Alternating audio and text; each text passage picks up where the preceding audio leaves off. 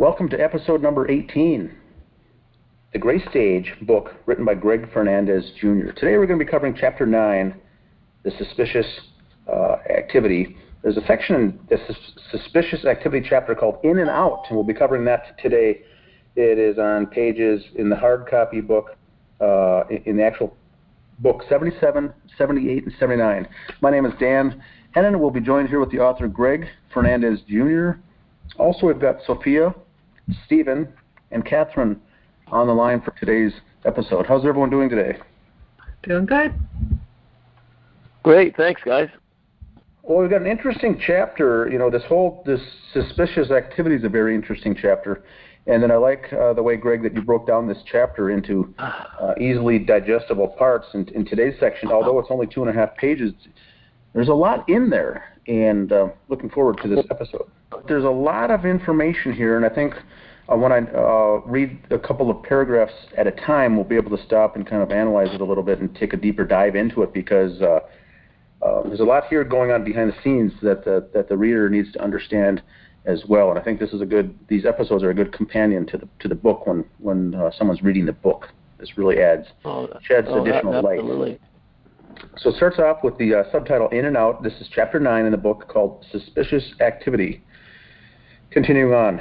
It's important to know who was in the Crowley residence on January 19th, 2015, and why.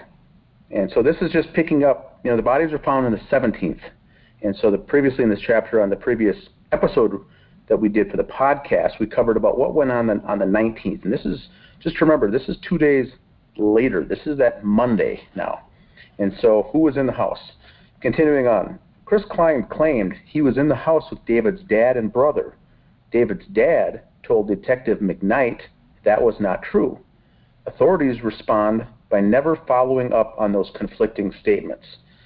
So right there, we're one paragraph in, and we've got conflicting stories. One can call them lies or half-truths or whatever they are, but it's mixed up. Continuing on. Another friend of David Crowley, Mason Hendricks, was one of several people in the house with Chris Klien on January 19th, 2015. Hendricks also worked with David on the Gray State project. Hendricks once told me the reason why the public received so little information a year after the deaths was because the Department of Homeland Security had to sign off on everything.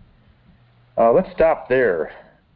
What's the Department of Homeland Security have to do with any of this is the first question. Maybe Stephen could answer this as a former law enforcement officer. His call got dropped again. It did? Okay, gotcha. Well, that's DHS right there. That's what it has to do. That's what's going on here, Dan. I mean, just his statement alone saying that the DHS had to sign off on a Crowley case is beyond laughable. I mean, it's ludicrous, it's ridiculous, and I'm pretty sure DHS has a whole lot better things to do. And the thing to keep in mind here is that it's a local, this was a local, big-time local case and potentially state case that drew the attention, but it was never in the federal realm, even though many of us suspected that it did have some impacts in the federal government, but certainly not the DHS. Now, the thing about Mason Hendricks is that he doesn't follow this statement up by saying, I'm just kidding, or this is a joke, or I'm just kind of exaggerating a little bit. This is actually what he said. He said this. And so, once again, it gets back into the question of why are the Gray State guys who worked on the project, why are they involved with the investigation at all? Why are they involved with whatever was going on with the investigation? And they kept seeming to come out of the woodwork with information that led us, people looking at the case, as if they were kind of on the leading edge. They were hearing the first words. They were hearing the breaking news story about the case before things went public. They were always getting inside information, was the sense that they left us with. Do we know why that would be, other than just the obvious reasons of trying to... I know we're dealing with narcissistic people to begin with, and everyone else is less than them, but they always gave us the feeling that, well, you guys don't know. You aren't in the know. You're not familiar with the case. You're not on the front lines. with his investigation. So that's the feeling I always seem to get dealing with comments like this. How did that not raise red flags with Apple Valley? I mean, with them staying in constant contact like that and asking questions about how the case is going. I mean, anybody who watches a murder series or anything like that, they know that those who are offering help in the case and wanting to know every step of the way what's going on are usually the suspects. So do you guys think, too, that, and I'll just jump in here quick, then I'll bounce off for a minute.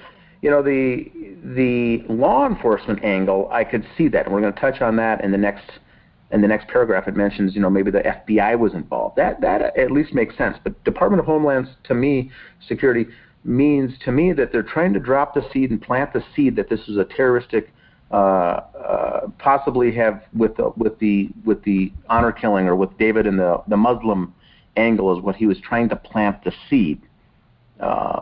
Is that right, or is that by, you know, some kind of design, or am I just off base there? Go ahead. Well, to me, the whole DHS thing, it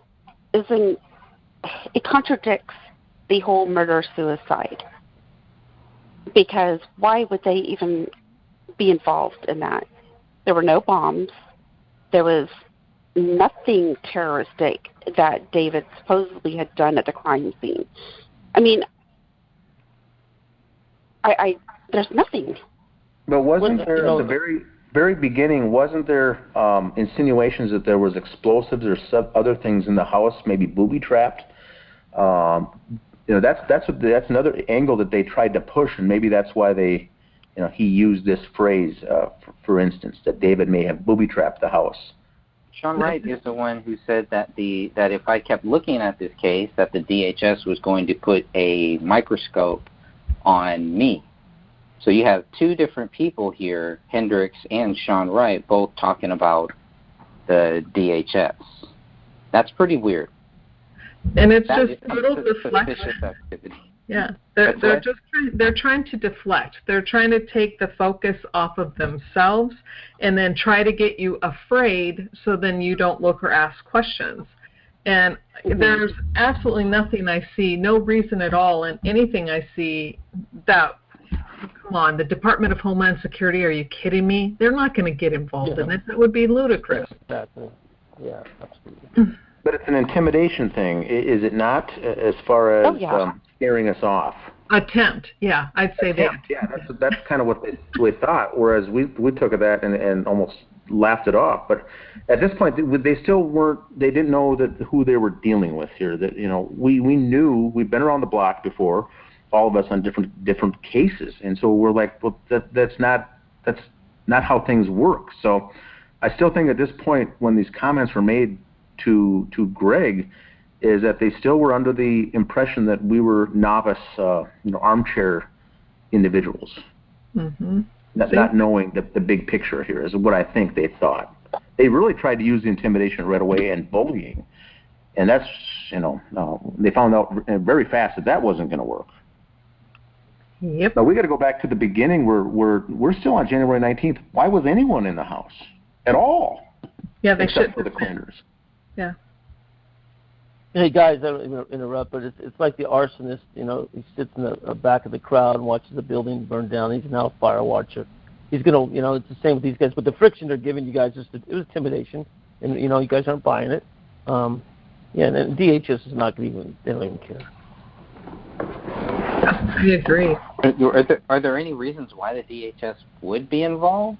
I mean, what would it take, I guess, for the DHS to be involved in something like this? Terrorism, terrorist act. So there again, it's almost like Mason's, puts his foot in his mouth when he says that, because if this is a murder-suicide, there is no terrorism per se. Mm-hmm. And so I think he tried to create that angle to get everyone, scared, as far as who did this, some kind of nasty thing, and then realize, oops, that doesn't agree with my narrative. So it's too late to walk that back then. So I don't know. I also wonder if there's any value in me contacting the DHS and getting a clear statement from them. Well, that's not a bad idea. Yeah, it won't hurt. Try it. Worst they say is no, but it's interesting. Just don't mention Philip Haney. Right. You know.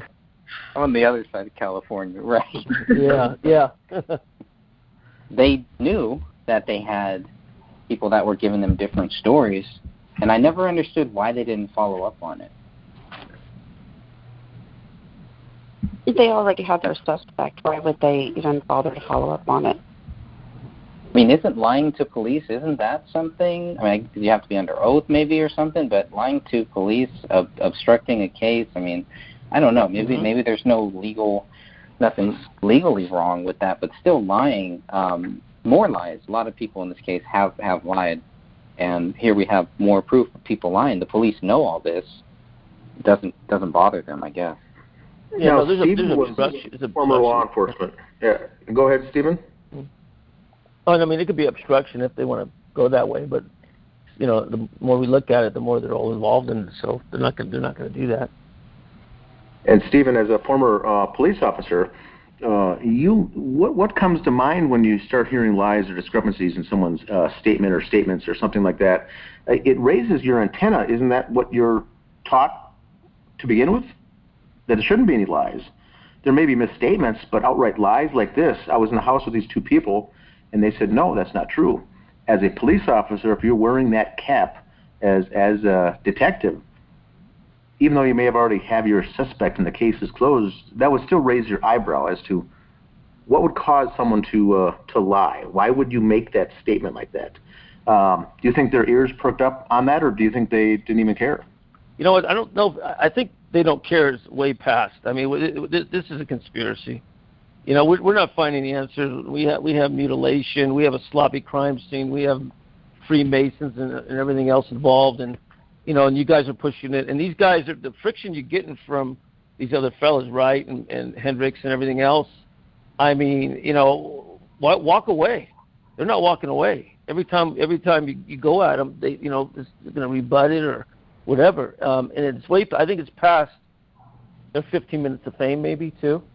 You know what I mean? Mm-hmm. I mean, there's some other motives involved with these guys. They have stars, you know, in their eyes. I mean, this is a good project.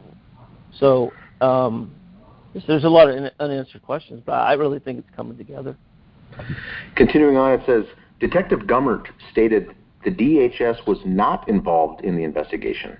Hendricks also tried to tell me the FBI was involved. Again, Detective Gummert stated that was not true. And so we've got, you know, previously when the show started, we talked about Detective McKnight, and now we got Detective Gummert. So we're not getting the discrepancies with the same officer each time. They're with different people, and they know lies or misinformation is being sent out or seeded or planted the seeds. And so it's interesting how many of the detectives here are involved with just coming face to face with the actual lies that were being done in a case like this. It wasn't just one bad guy or one person that something slipped through the cracks, but it's over and over a multitude of the entire staff. Now it goes on to say that Mason Hendricks stated he and a group of others searched the house and the attic on January 19th, looking for anything that would help them understand why David was guilty. Where do we want to jump off on this one? They're going to go collect whatever evidence they left for something behind. I mean, that's you know. So if they're in the attic, on January 19th, they don't see any bullet there. Touché. At one point, Mason Hendricks told me that, and this is Dan, he told me that they were there kind of cleaning things up and getting things ready for the family. Sidra, maybe the Alam family, organizing some of the belongings that Kamel had. You know, they were trying to organize things. He didn't mention anything about being in the attic and searching for stuff. Yeah, right. Yeah, no, you're right. Yeah, those are two separate days. They tried to spin it off on two separate times were in the house, but I got them backed in on the date, and once again, they used two different reasons why we're in their house, and it turned out to be the same day, which relates back to that 911 call from neighbors when the cleaners weren't done or even maybe not even started yet. The question remains, why were they in the house at all? Whether they're gathering things or whether they're cleaning or searching for things. Any correspondence we had with those individuals on this, we kept hearing that they were all in mourning and in a state of emotional and not to get involved with this because they're so busy trying to just gather this, understand it all. But yeah, we find out later that they were in the house doing things, and they weren't mourning at all, as far as I know. Yeah, it doesn't seem like it. And the fact that they go right away and they're saying that they're trying to find a reason why David was guilty. Oh, woe is them.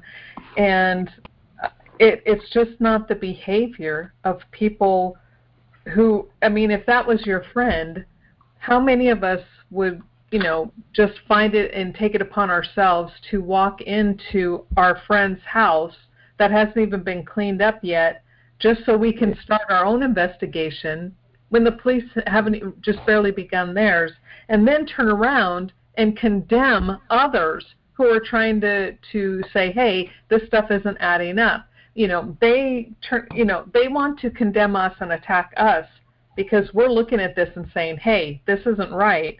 But then they want us to feel sorry for them because, they went into the house the next day or 2 days later. It's just insane. Well, it's like what you said earlier. It's all just deflection. Yeah. Mm-hmm. Now, the other thing I was going to add... Go ahead. The other thing I was going to add is when I first confronted Mason with this, I said the cleaners weren't done yet, and it was still, one could call it a biohazard scene. Yep. The smell would have been so bad. Yep. There could have been, maggots, insects in the house.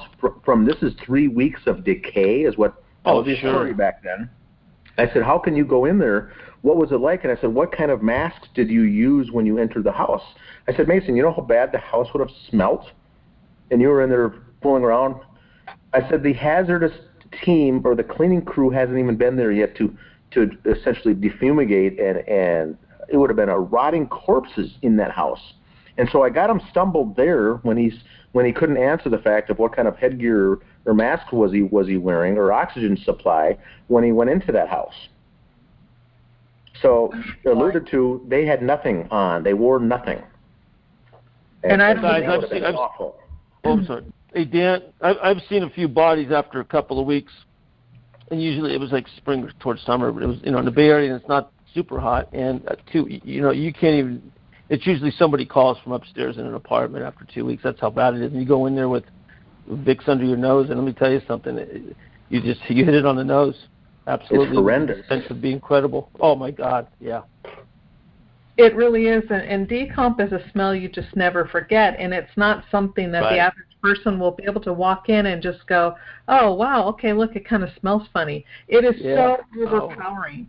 And here's the thing is we know that these bodies were not there for 3 weeks, but the rate of decay, especially in the facial areas and stuff, because it was open cavities, is going to be a little bit faster in those. So it would have been a very pungent smell. And, I don't, the guy's so full of hot air. Oh, sorry. So it goes back to the concept in my mind is he needed to have something on over his face, which he said he didn't. But he said that they're in there organizing and cleaning and getting prepared for whatever. And then also the line that he gave here was they were investigating and searching. Well, either one of those, they never mentioned having anything on as far as a mask or having trouble to breathe or how horrendous it was. None of that was even mentioned. And so that's where my antenna was raised right from the beginning. Mm-hmm. That and the fact that the professional cleaners hadn't even come through there. God. So all of it, on its face, none of this makes any sense. Mm-hmm. No, not one bit of it. But he also helps prove our point here, too, is that they were in the house, they were looking for things, and guess what they found to prove David guilty? Absolutely nothing. Yep. That's right. You know, guys, maybe also they went in there to plant more evidence, hoping the cops might come back in. You know what I mean? There's also that. Maybe evidence to defer them. You know, I mean, these guys got egos. They could have, you know, as I said, it's like a fire watcher, man. You know, these guys' egos, they might want to play this little cat and mouse game. You know, but does that, A, tell me that they have protection at a higher level, or B, that they're just egomaniacs? Yeah. And they might have went in to plan something, too. Yeah, there's two good reasons why that really makes sense, is because at that point, January 19th, they haven't found two very important bullets. They haven't found the bullet that ties to Rania, and they haven't found the bullet that ties to David. And we could even say they really never found the bullet that ties to David's blood. We definitely know that. Right. But Exactly. so, I mean, it's hard to argue at that point. Mm-hmm. Yeah, I mean, you know what? In that bullet, that one bullet they found didn't even look like it hit anything. Mm-hmm. Right. Yep. So did they shoot that into something else and then just put it in there? Continuing on the top of page 78, it says that Hendricks claimed he walked in the house with at least two other people on that day. Hendricks looked up at the ceiling and immediately saw the bullet hole. Quote, "I looked over to another friend of ours," Hendricks told me over the phone. Continuing on, and I was like, "They couldn't effing see the hole right there? Question mark." End quote. So this is, now he admits to being in the house on the 19th, and then they said they saw the bullet hole, and they can't believe the police missed it.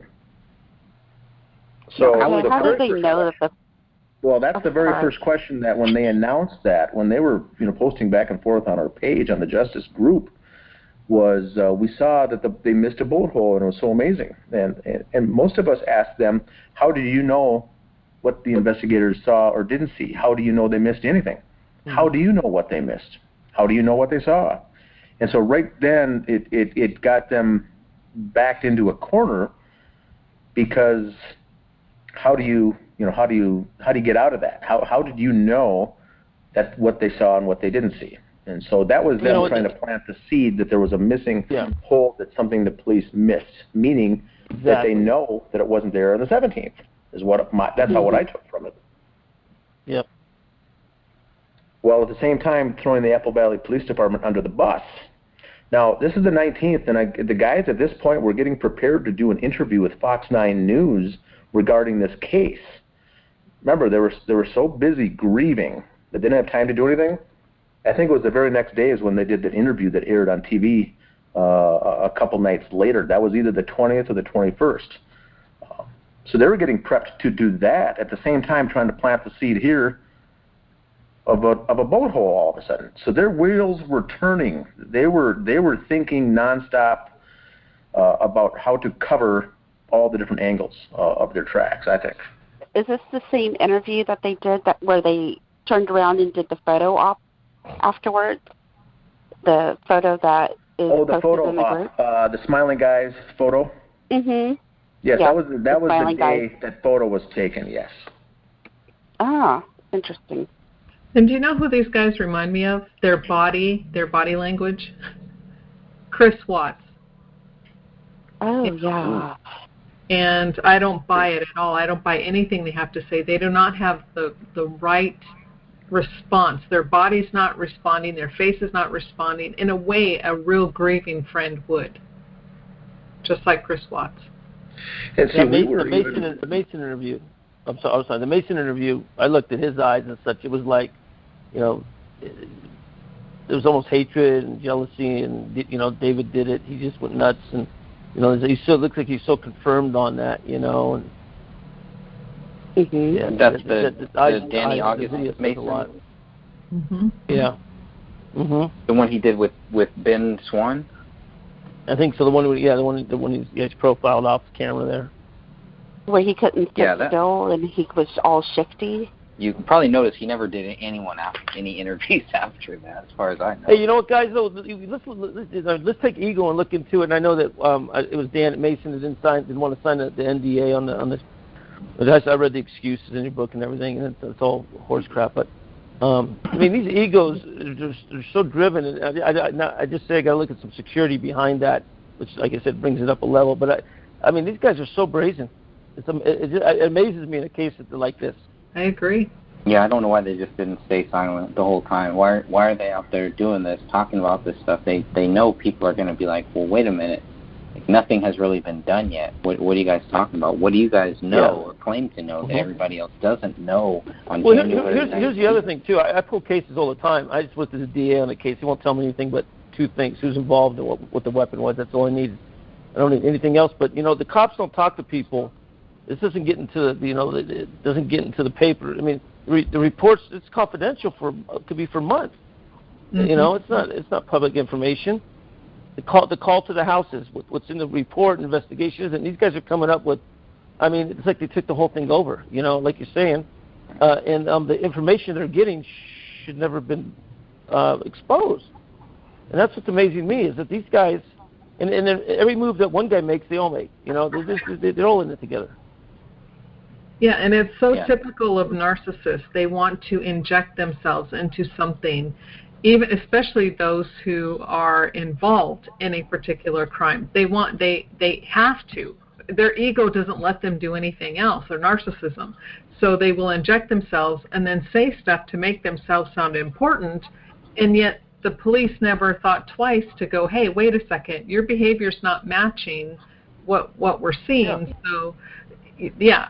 At that point, I do fault the AVPD, but, again, at the same time, I give them a break because this had been their first, well, there were 3 murders, but the first murder case they had handled in over 6 or 7 years at this point. So they probably were like newbies once again, and I think guys took advantage. I know, but, Catherine, the only thing related to the Marshall case, there's 3 bodies there, too. And it was a shadow ops, a black ops hit, and this and that. And like I said, the difference between the 2 homicides is one sloppy and one was surgical. That's it. I mean, everything else. So where's the motive? Where does it stop? In Calvert County, you have my reputation up there for 30 years. Is they've always been corrupt. For a short time I don't think they were, but more or less, all those counties. And they cover up. The agency comes in like that, and the CIA or whoever it is, Homeland Security, DHS, they're going to take it over, and Calvert is going to go with the narrative. And we talked about Kevin Raggio, and I knew Kevin Raggio, this was all covered up. So same here, Apple Valley. When they got these knuckleheads running around wrecking crime scenes and stuff, and finding bullets and all sorts of crap. I mean, this is so abnormal. It's just ridiculous. Yeah. I mean, it is. Yeah. Continuing on, it says, how did Hendricks know the police missed the bullet hole? More so, why didn't Hendricks or anyone else in the house with him inform authorities about the bullet hole, especially if they knew that police were unaware? See, that's another thing. We never get them saying, boy, we found this bullet hole, and, 5 minutes later when I called police, this and that happened. They never contacted the police. They never contacted anyone. They were just so jumping up and down, excited that they found something that the police failed at.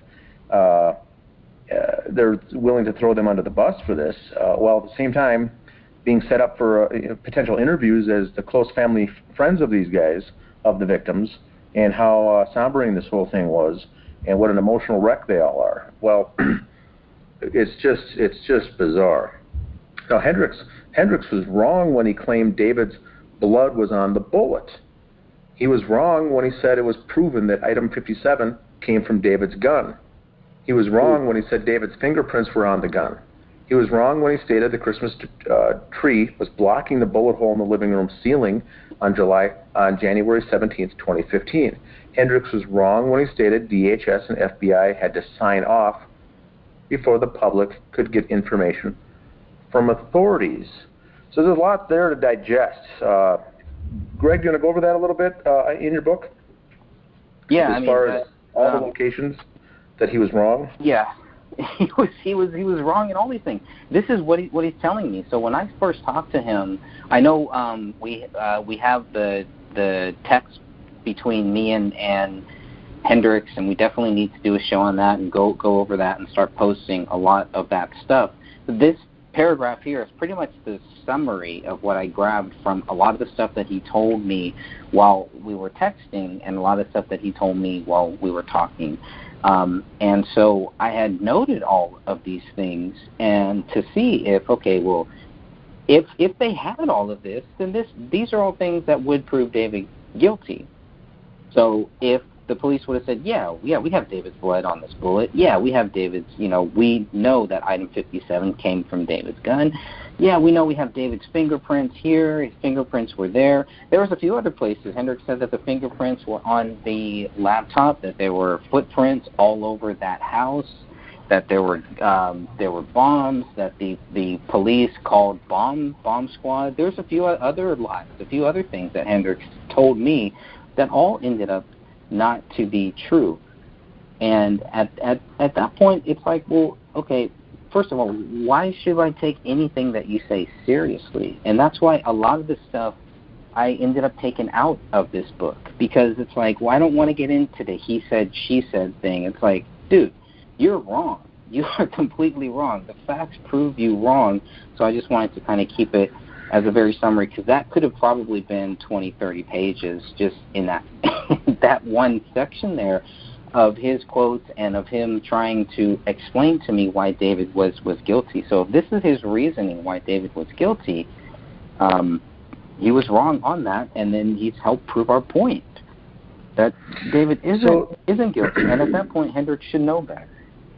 So there's a difference that we bring up a lot of times in various cases like this. There's two different words. One is misinformation and one is disinformation. And the only difference between those two in a case like this is the word intent. Misinformation is someone got something wrong. He thought it was right and it wasn't right. Disinformation is saying something purposely to sidetrack or to derail the conversation or derail the investigation on purpose. And so right here, Greg, you've got 5, 6, 7 instances of Mason Hendricks, what I call using disinformation on purpose to lead you down a wrong track. And did he ever come back and say that, oh, he got it wrong, or it was misinformation, or he apologized for getting it wrong? No. Did he ever do anything like that? Because you got him busted here on all these cases directly from the evidence from the case, the right. Police report. No, because by the time that we had gotten all of the data that proved it, I had stopped talking to him, because I don't talk with people that lie to me. If you want to tell me your story, if you want to contact me and tell me what happened with David, if you were there, if you have some information, et cetera, I'll give you that time. I gave a lot of these goons that time to tell me that. But once they started lying to me, then I'm just going to document it and I'm going to call you out on it. And that's pretty much all that happened there. So by the time that we actually got that stuff, and if he ever does want to do something live, if Hendricks ever, has the courage to actually, do something live where we actually go through these things that we're talking about here, he is more than welcome to contact me. He can go to thegraystage@gmail.com and he can send me something there, and he can counter any of the stuff that we're saying here. This is all factual stuff that he said that he has been proven wrong on. So I would love for him to come out and say, you know what, I was wrong. You guys are right, because that's what the truth is. Yeah, it's very interesting, the whole thing, because he was coming at you, hot and heavy with all these phrases from the beginning, and then once the police report and the evidence and everything came out, we got it, and then was able to go through and dissect each one of these, and really leaves us with the question of, did he just happen to get it wrong, or was this done on purpose to lead you down the wrong path? So, at one point he says it's obvious that the police missed the hole. Anyone could see the hole. And then he says, well, the Christmas tree was in the way, so maybe that's why they missed it. And so he makes contradictory statements like that as well.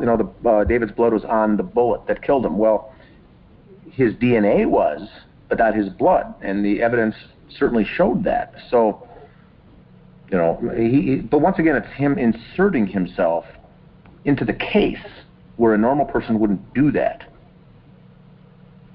Right, because he talks doublespeak about the cops. So in some of our texts, he's calling the cops pigs and how they messed up and how his sloppumentary is much better than what all of the cops did. Then on the other side, he's also saying that the cops did a great job and they solved this case and David is guilty and you all are basically wrong and crazy. So it's a lot of doublespeak. So I think you're right. It started out for me. It started out as misinformation, and once I started looking at the factual data, at the documents that anybody right now can go and find. You can go and check this stuff out.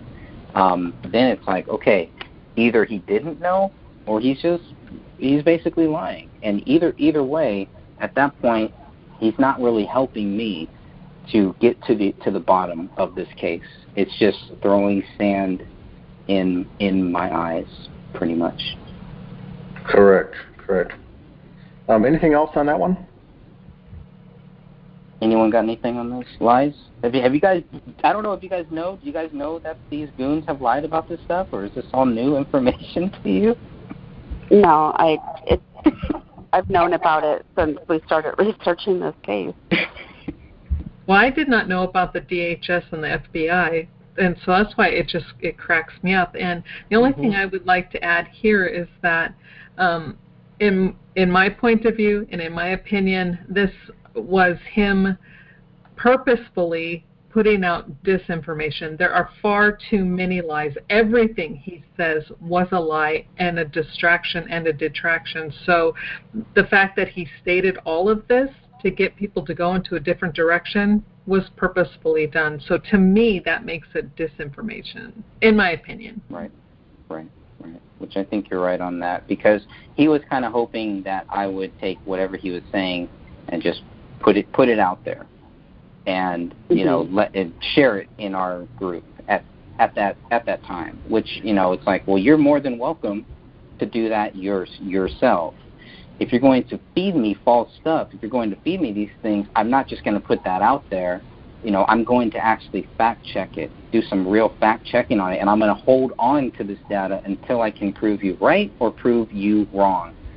And there's just been a lot of that we haven't really gotten time to shine a spotlight on these guys. The way that they claimed they were going to shine, that the DHS was going to shine a big spotlight on us. It was really more about Dan Hennon shining a spotlight on him, shining a spotlight on Thomas Lapp, and somehow I was going to get involved in that spotlight. I can only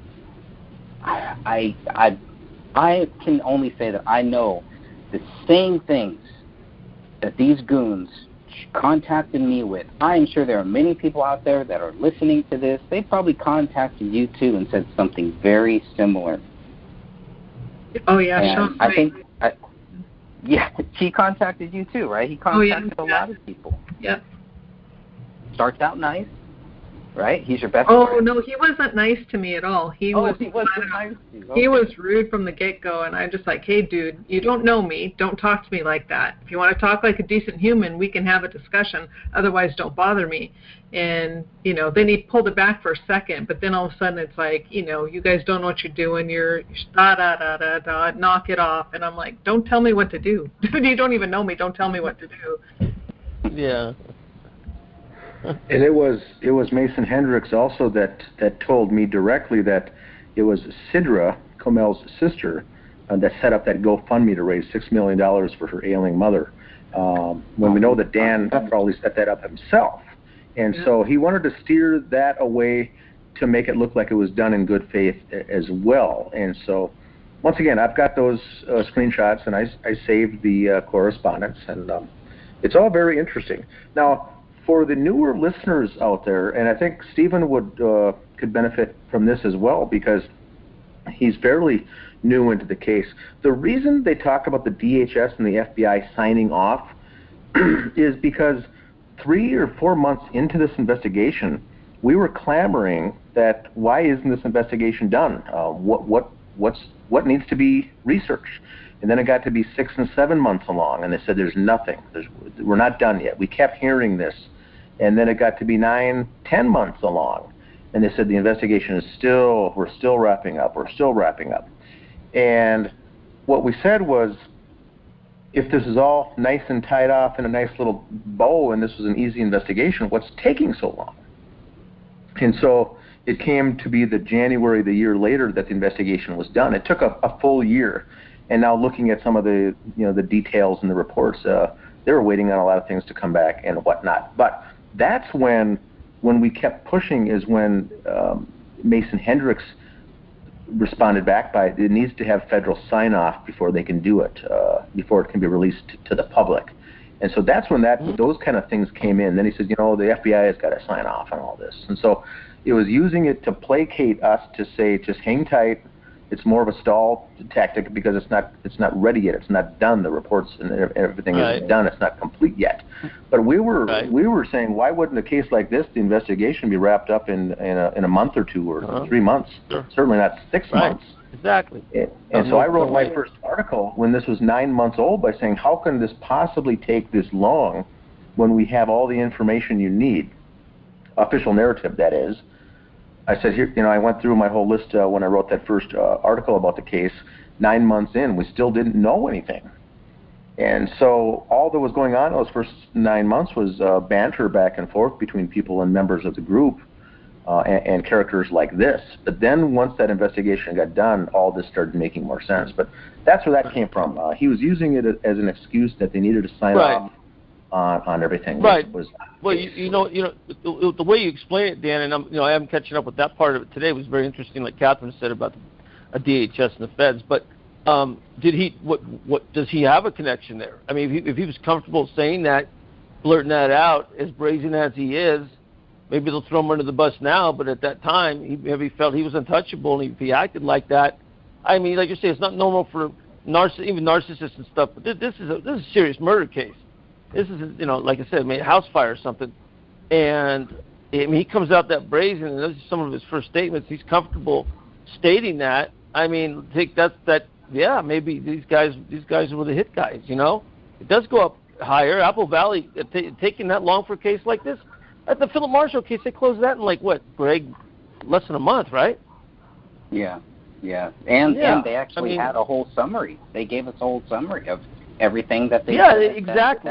These guys here. Dan, you're absolutely right. I mean, Apple Valley is they're just playing dumb. They're playing dumb, acting dumb. I'm sorry, acting dumb. I mean, it's Dan. There's no. The questions are stellar and the answers are, feeble. Yeah, because there was also times that we were in communication with the detectives at the time, or at least Gummert was the lead detective, and I would shoot him an email every couple of months and just saying, what is the status with the investigation? And they would respond. He'd say, we're probably looking at another month before we get it finalized. And then the next time I asked, he said, it's going to be another month or another few more weeks to go. We're putting the finishing touches on all this. And what we found out later was when all this was done, they had already been filming their Fox 9 investigative report with Tom Lydon, and that was already shot and done and in the can, ready to go live the night they released everything. So they were doing all this other media and social media type of things behind the scenes. So they were ready to go when the news broke, when this is all released, that they had their bases covered on everything. And so that's, I think, also what was taking so long in this. But this was back when we were still in good communication. Greg was talking to Gummert, I was, and things like that. So we were getting email responses, from those guys. They just kept delaying it. We thought maybe it's a stall tactic because at that point we just still didn't know if it was a cover-up or what the story was. Because in some of these cases they never get they never get concluded, and therefore you can never ask questions or file a FOIA until the case is complete. So we thought at this point, those of us who were right on the case from the very beginning thought they're never going to finish this case, so they can never allow us to do a FOIA request on anything to get any of the information. Sure. Absolutely. And so once they did, a year later, then we started getting the data that we needed. But at first, we didn't know if we were hemming and hawing, thinking, are they being legit? They're trying to, wrap this up, or are we going to be hearing this for the next 15 years that they're still wrapping it up and it's still open? But sometimes they'll keep cases open like that on purpose, so the public can't get any information. Mm-hmm. Absolutely. Yep. And it's also interesting that when...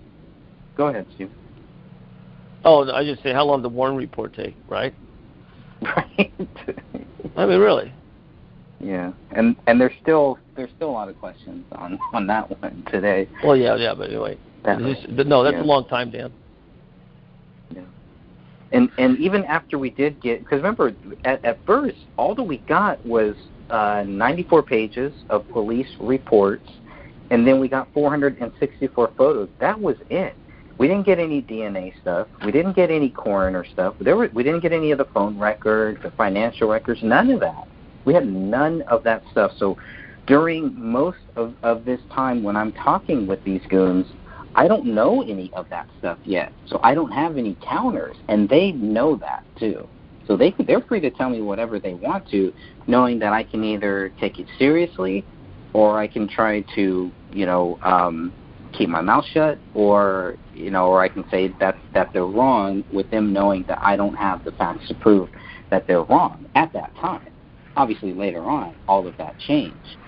That's kind of the thing, if I only knew then what I know now, maybe their answers would have been a lot different. But there's a lot of stuff like that. So we didn't know. And in the 94 pages that we got, all of these things, the only things that were censored, they didn't censor any phone numbers, any addresses, anything like that. I did all of that. The only thing that was censored was any mention of the blood writing or of the Quran. That was it. They mentioned notes, but they didn't say what was on those notes. They tried to hide all of that stuff from us. The Muslim angle was the censored. Muslim angle. Thank you. Yeah. Yes. Yeah. And so, just to clarify for Stephen, what we did, and I agree with Greg, is in those first months, we had nothing really to go on. So we did our best to just monitor and document all these phrases, get screenshots, see what they were saying, and then I built the timeline when all these things came into us.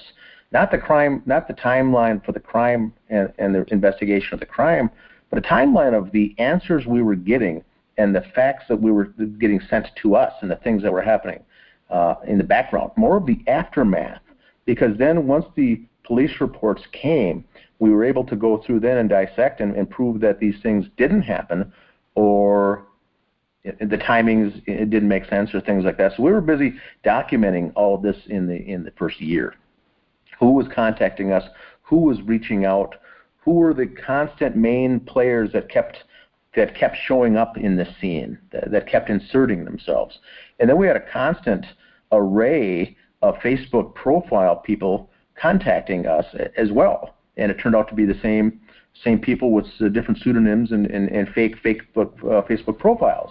And so I had to keep a matrix of all of the people who was on Facebook under different usernames trying to instant message us under, on good faith. Hey, I'm trying to find out about the case. What can you tell me? And I find out later that it was a Facebook page that was created the day before, no friends, no interests, no photos. Mm-hmm. And it ties to another friend that was created the day before, also that that Sean Wright knew or Mason Hendricks knew. So it was the same creatures were coming out and rearing their heads, and we're trying to play whack-a-mole with all the same characters. Yeah. That's what we were doing. The $60,000 question is, why are they doing this? And that's it. Why? I mean, if nobody does this, and then we come to that.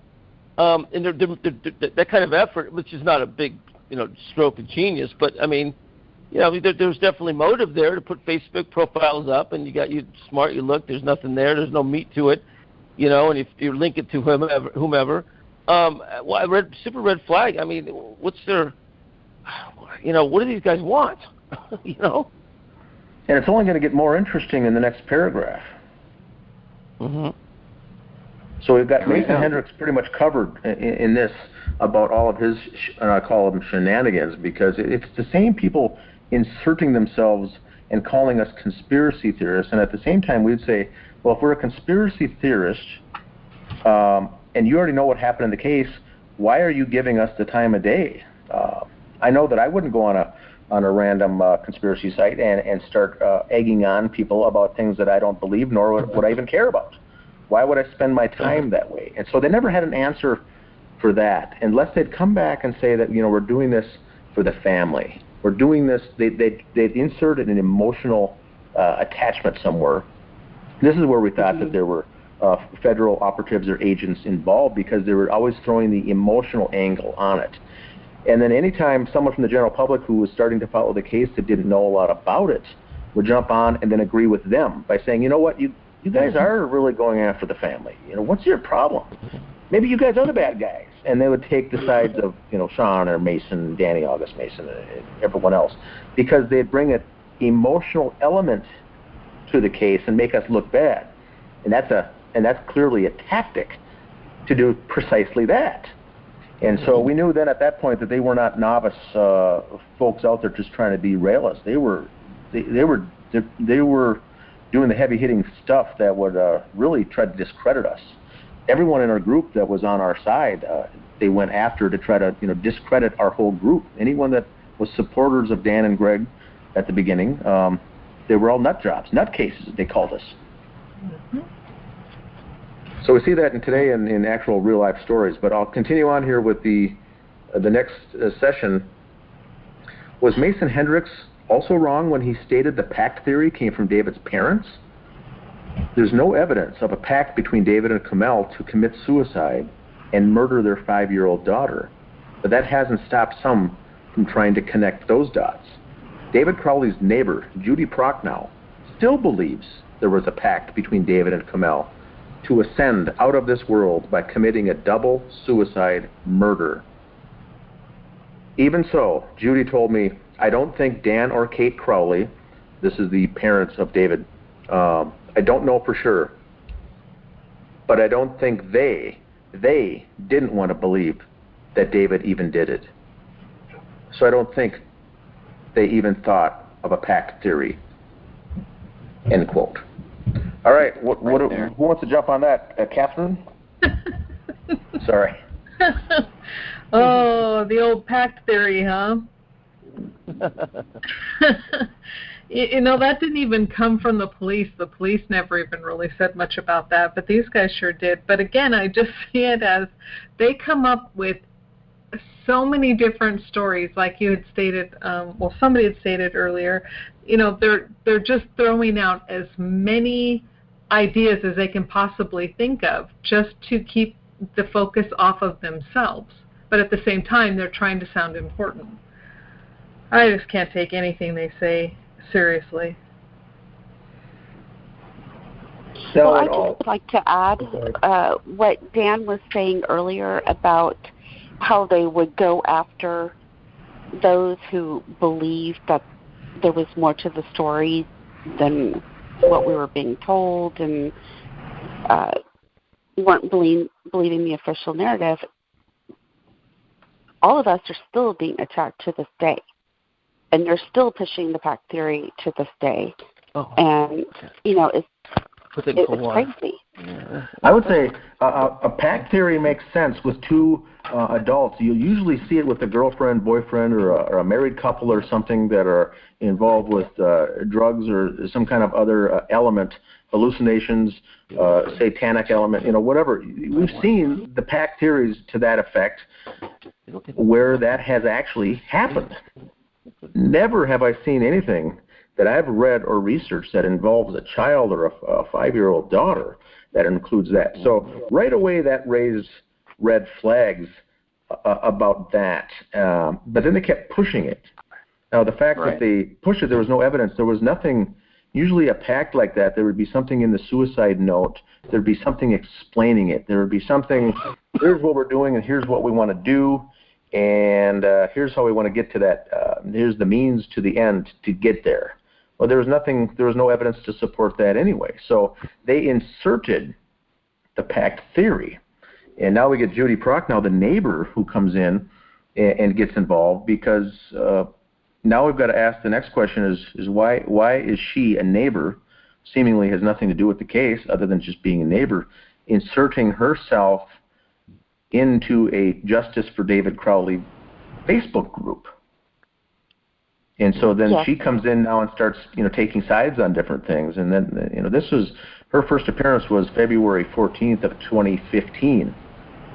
Just less than a month after everything started and everything, she was quiet. Then she came on full force in February. But she also agrees to this day that there's a pact in all of this, all of these things.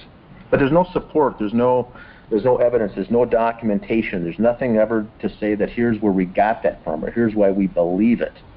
There'd be more notes. It wouldn't. I mean, the thing is so sloppy, and no, there's a pack theory like that. No, it would have been. Maybe if a guy went nuts, he still loves his family, so it wouldn't be that messy. There's no pack theory. And we have to keep in mind too that Judy has said on numerous occasions, which are even notes that she's written and conversations she's had back and forth, is that she admits she didn't even know this family. So if she doesn't know the family, how does she feel qualified to even make a judgment call based on a pact theory that's coming from someone that has been lying to her? How does that make sense? It doesn't. And she's also admitting that anything that she knows about David and Kamel, she has learned throughout the years after their death from online posts and from the reports that the police have written. She's admitted this openly. Yeah, so it's not direct. It's secondhand knowledge on all of those statements. That's correct. Yeah. Correct. Yeah, it's just weird that she would still think that there was a pact. Now you have Sean Wright, who also believes that there was this pact. So if they believe that there is a pact, then they are on our side at some level, that they understand that this is not a double murder suicide. They can't have it both ways. Either they think that this is a double murder suicide, like the police do, or they are also going against what the police say. They are also creating now their own theory, a third theory, which is freaking nuts when you really think about it. This is when things change, okay?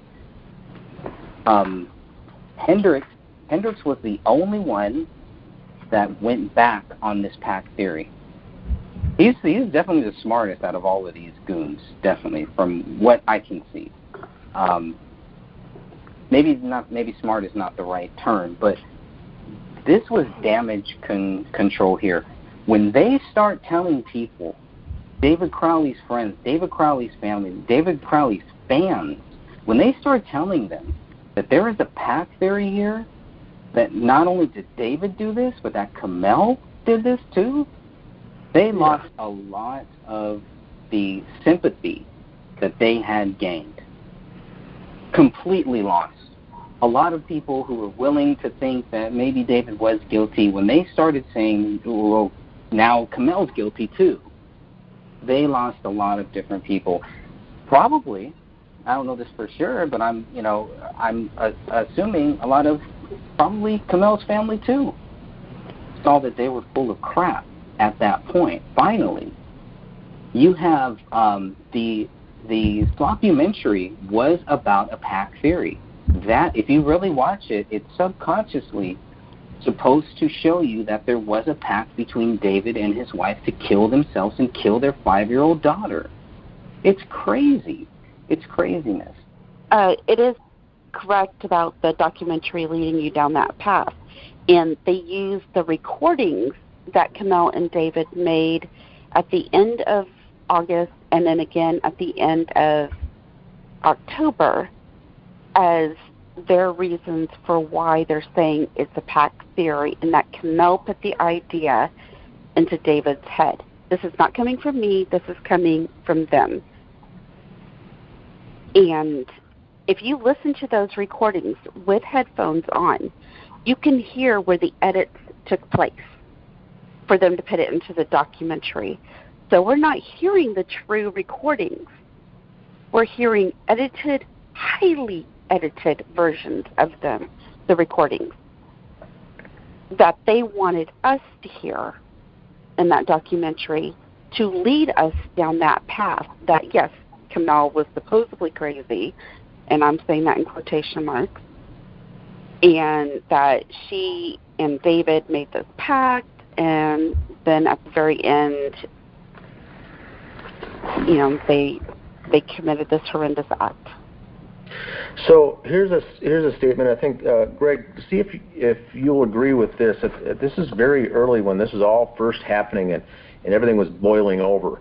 They said it was a pact, and then, like you said, is they lost a lot of support from what I would say is the mothers and the females and mothers out there, because they automatically says, wait, are you suggesting Kamel was in on murdering our daughter? What parent would even do that? And so that's when a lot of people also started joining the group, and that's when a lot of people started falling away from the goons, I guess, on the Gray State group, because they're like, you expect me to believe that Kamel was involved in the killing of Rania? I don't think so. So we started getting a big influx of females and mothers started joining on, and that's where I got most of my direct messages and instant messages from folks, because they'll still watch the movie and say, well, this doesn't make any sense.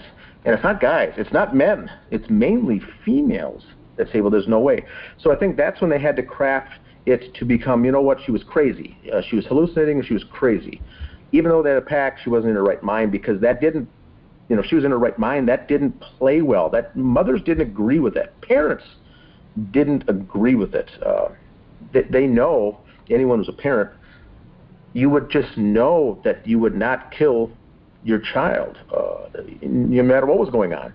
So I think then they had to insert the hallucination, the drugs, and everything else to say, you know what, she was crazy.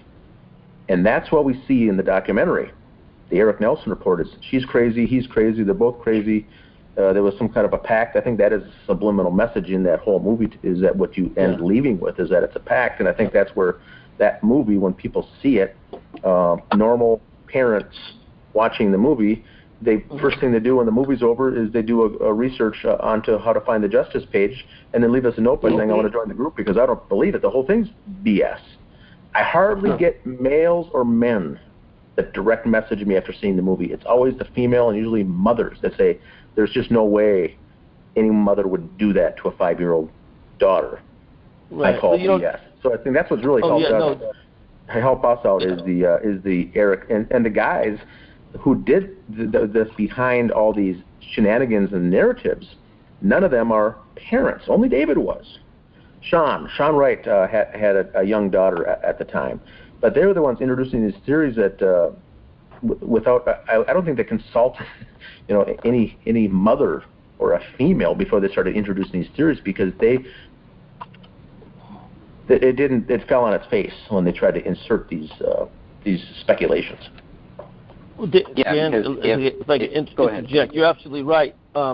But you also do have those cases with the gal that drove her kids into the ocean and drowned them, and there does happen. But here's what I'm saying: going along with that narrative is that to see the parents collaborate for a pact to do that to their child I think is probably never even happened hardly. That I can say, that is, you know what I'm saying? One might go this way or that way, or there's no pact to kill your child between two of them. There's always the mother might take that's happened before, and the father. You know, you don't see them both conspiring to do something and making a deal like that. I've never heard of that. You know what I mean? Well, Stephen, what type of proof? What type of proof, Stephen, would you need to see to say, okay, yeah, maybe there was a pact, but then what type of proof would you need to say, yes, I believe there definitely was. Because I'm not seeing any of that here. No way, Greg. You know, it'd have to be, something like that. The parents made a pact. I think there might have been be a note to the family, we're sorry or something.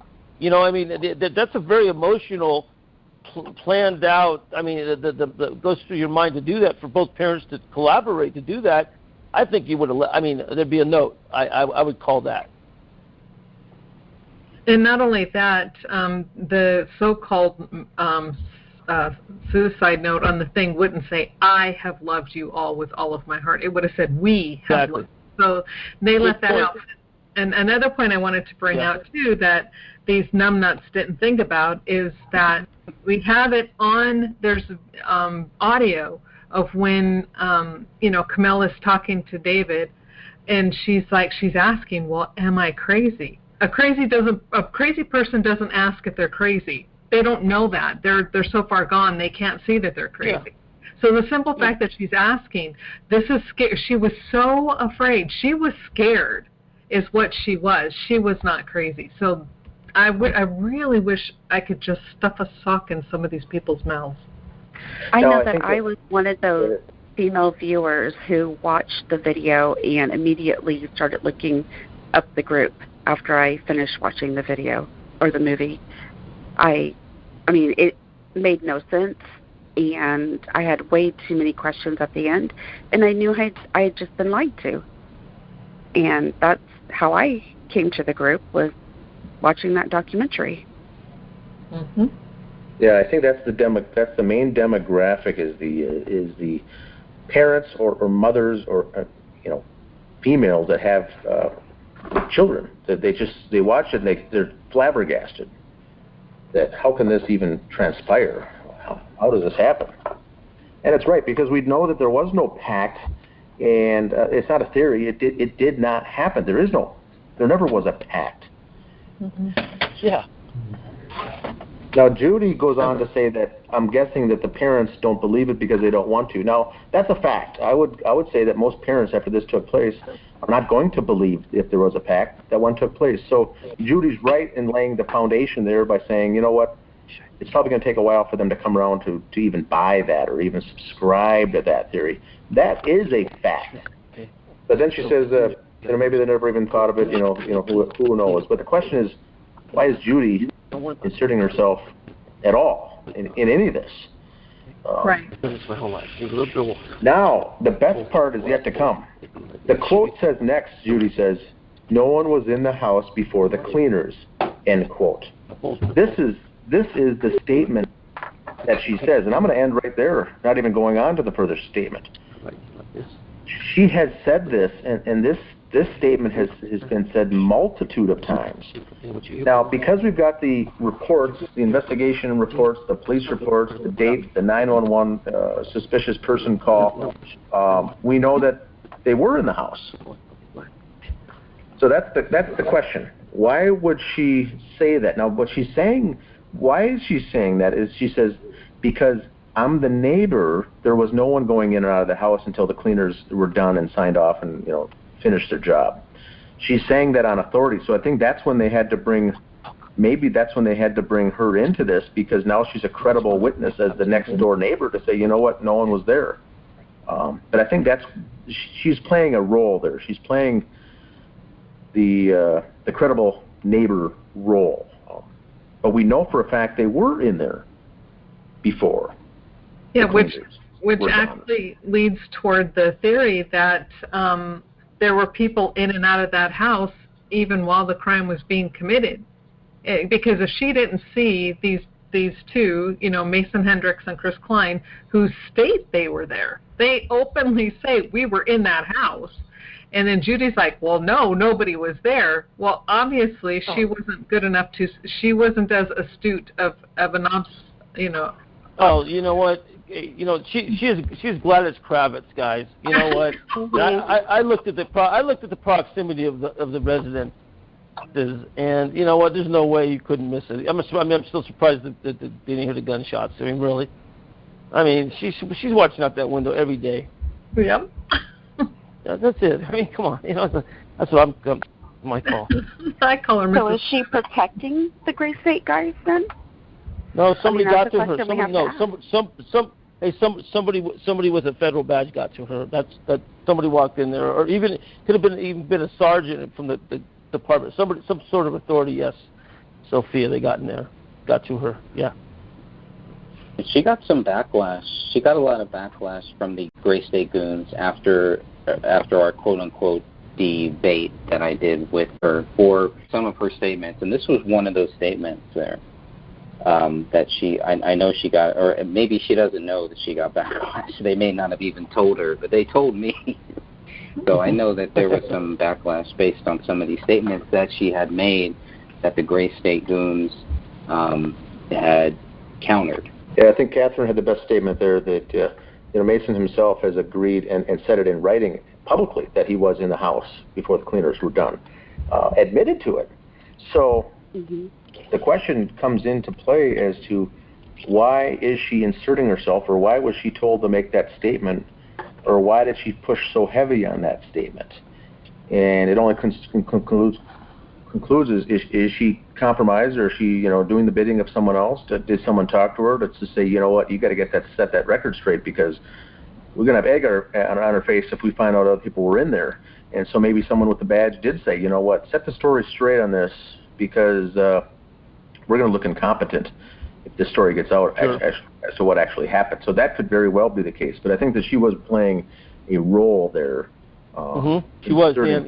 If I was a crooked investigator, I would get to all those neighbors and I would get them on our narrative right away. As soon as the cops show up, that's official narrative. I don't care what anybody else says. And Chris Klien can go over and bring him, a bunt cake. That's not going to mean anything. First time, boom, authorities, what happened, and give them the narrative. Just like in the grassy knolls, and everybody saw the smoke. Hey, give them the narrative. That's what happened. The next sentence is very telling, because once again it gives us the answer. Judy goes on to say that, quote, Chris Klien and them were in the house the day after the cleaners called about finding the bullet, end quote.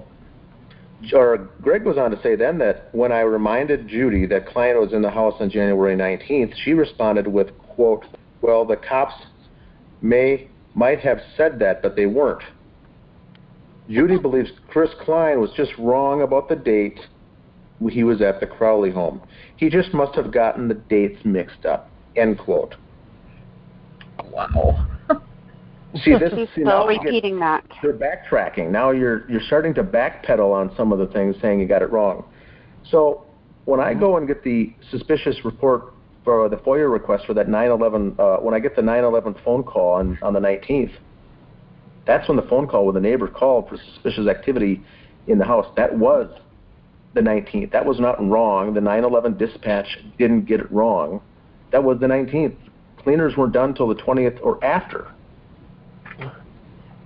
So that which feeds into what Stephen was just saying. It feeds into the fact that there's a narrative break here, and someone's trying to fix it. Right. And so this is all we're dealing with here. It's a lot of just hearsay to try to fix the problem. They don't want the neighbor's narrative to be their own narrative if it goes above the pay grade of Apple Valley. Okay, I mean, we're taking care of this quickly. And who's first on the scene? Apple Valley. They knew what was going on. If it was the FBI first on the scene with black suits and white shirts and ties, it'd be a different story. That would be the narrative she'd have. Didn't see anything. It'd be like Men in Black. Give her the zapper. Same thing. It's just somebody got to her because there's some slides missing in that video, like you said, Dan. Something's missing right there in the narrative. It's like a change of heart, or that's a narrative that she's going with, and it's interesting to note too that she doesn't follow it up or end her statement with, I could be wrong, or this is what I think is true, but I'm open to any other scenarios. She's insisting that this happened on this date and on this time. She's insisting. She is not planting the seed and hoping for you to buy it. She's insisting that you believe her story with no evidence is what she's doing. Dan, that Dan, that's exactly right. The badges show up. They're the authority. This is what you're going to say. She's the closest. If you went across talk to a couple more neighbors, I bet you they can tell you the same thing, because that's what they did. They went in there. She said she's the eyewitness to whatever happened. We know it's a murder and it's a cover-up. But she's the eyewitness. We need her on our side. Here's her narrative. You hit it right on, Dan. And it wasn't anyone else. It wasn't Sean Wright making these statements, or Mason, or Danny August Mason. It was Judy, because she was the next door neighbor. It had to come from her mouth to lend credibility to that what she was saying was true. So now the question is why is she lying? The question is, why is she lying? Because now this isn't misinformation. She didn't get the dates wrong. This is disinfo. Right. In other words, a lie. Why is the neighbor lying in a triple homicide case from next door? Yeah. So that's question number one. That if I was Detective Gummert, would be all over her. I'd go right to her. Well, yeah, but Detective Gummert probably told her what to say. Correct. But in a perfect world, you'd have your detective. In a perfect world, no, exactly. But point is that's what I just said. If I had I did a one-way ticket and go back there for vacation. You would think each one of these detectives would have been at her door knocking the very next day by saying, you know what, things don't add up. None of this adds up. No, you know what, you canvass the neighborhood. I mean, you know what, you go down blocks because somebody might have been parked down there in a strange car last week that we haven't ever seen a block and a half away. It's a serious crime, I mean, that's a really good bullet point, Dan. There's that neighbor. I'm learning about her more. What, her narrative was, but what I can see is that she was definitely coached. Very coached. Good phrase. She was coached. Yep. Now it goes on to say, and I think this, Greg, this next paragraph may be the most important one of this chapter. It says, to be clear, Chris Klien and the others were in the house on January 19th. The cleaners didn't find the bullet that rolled out of the carpet until January 20th. The date in Detective Bowen's report and in the incident detail report are clear. I think it's Judy who got the dates mixed up, not anyone else. So what Greg's doing here is he's laying out the evidence, almost like a court case, by saying both reports are similar and consistent. There's not an error. The officer didn't get the dates wrong. It was legit. So everything, we know the cleaners found it on the 20th. We know Klien was in the house on the 19th, which means they were in the house before the cleaners were done. The bullet rolled out on the 20th. All reports are consistent. If anyone's lying, it's Judy. So now the question remains: why is she spreading disinformation? I was just complimenting Greg saving this for toward the end. It's really kind of suspenseful. What was that, Greg? I was just saying that she's basically saying that the cops got it wrong. So she got it right, the cops got it wrong. Who is she taking orders from? Like, where is she getting this information that the cops got it wrong? And according to her, she wasn't the one who called 911, so how would she even know to begin with? She would have to know the person who called 911 at least. Right? Hey, you know what? She's recanting or changing statements. Somebody else got to her, different narrative. Mm-hmm. That was another thing that got her. That's it, man. I mean, you got the gospel with the badge, timely on the murder case, and all of a sudden she's saying something else. I mean, that tells me it came from the top. I mean, or somebody else in higher rank or whatever. And by the way, it's a narrative more toward murder, suicide, or homicide. 3 homicides. What's her narrative changed toward more? Is it an advantage to the investigation or not? Now it goes on to say, the quote from Judy, the neighbor, she says, whoever called, Judy continued, took down the license plates, S plural, of the cars, S plural, that were there and called in to police. One of them was Chris Klien's, and I know one of them was Mason's. Hendricks. That's right. So she said she admits that she wasn't the one who called, and I'm assuming this is the 911 call that came in on January 19th, or another neighbor down the road called in. She's saying that it wasn't her, but she said that they took down the license plates of the cars, and she uses plural both times. Is that correct, Greg? That is correct. Okay. I always thought that there was one vehicle. That's what I thought. According to the police report or to the document that Dan Hennon got, it only talks about one person, only talks about one car. Oh, you just showed your hand, Judy. And not only that, in the police report, they couldn't figure out who the person was that was there, and she's saying she knows one of them was Mason Hendricks. So how does she know something the police don't know? Yeah, and he was not happy about this statement, by the way, that she made. I can't not imagine. happy at all. And so this explains also how they tracked down Chris Klien. Remember, people in the group were asking, when that suspicious call came to 911, how did they know it was him? And so this would explain the license plate written down. They would call it in. They looked it up. They tracked it back to a guy named Chris Klien. They went and visited him. He wasn't there. It took till the following month before they contacted him. And he says, "Oh, we're upstairs looking for an attic, in the attic looking for the bullet." And they're like, "Wait, what now?" So they also must have had Mason's, Hendricks, if the license plates were written down, meaning both. Did they ever do a follow-up with Mason Hendricks is my next question that I never even thought of yet until just tonight. Nope.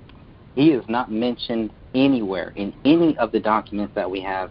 He is not mentioned at all. Oh, that's right. Now, does Stephen know this? Stephen, even when we got the 94-page police report from Apple Valley, nowhere does it mention Mason Hendricks is even involved in this case whatsoever, as a friend, as a witness, as a statement to receive a statement. Nothing.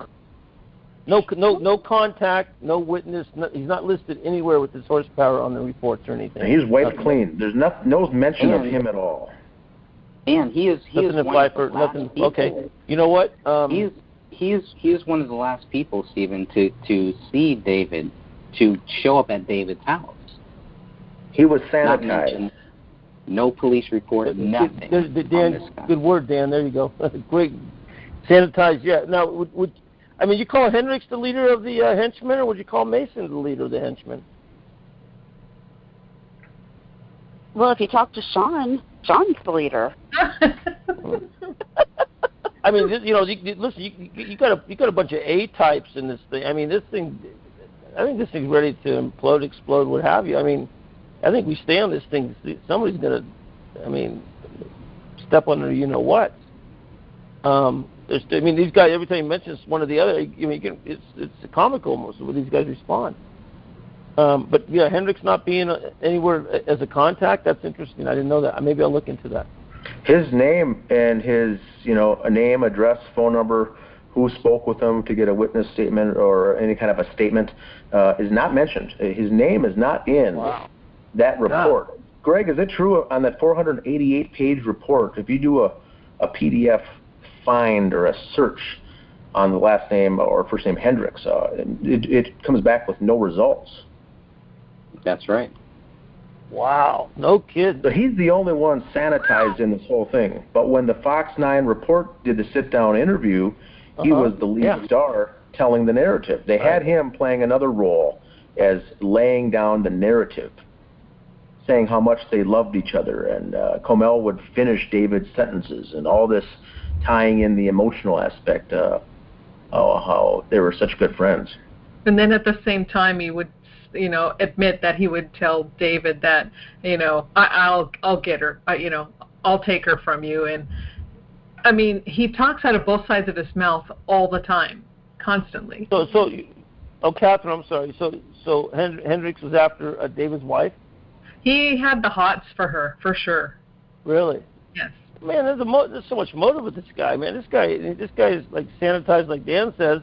He's a Freemason also. Well, he's really into the Norse religion and paganism and stuff like that. And I can't tie him directly to Freemasonry, but I can definitely tie Danny August Mason into Freemasonry. Yeah, exactly. Yes. So Hendricks is more into pagan, but that's that's Bohemian. That's Bohemian stuff anyway. So. Yep. Yeah. Okay. Now, there you go. There's your point. Because aren't most of them Freemasons? Oh, Bohemian Club, they're everything. Freemasons, everything, yeah. Okay. Illuminati, the whole 9 yards. Yeah. So I think here in the final paragraph is where we get our answer. It says, based on a call about suspicious activity, Detective Bone went looking for a, quote, suspicious person, not plural, person, not persons. Item 57 is one of many reasons why this case should be reopened and re-examined. End of the chapter, right there. So that's why they never followed up. Judy says that the neighbor wrote down 2 license plates.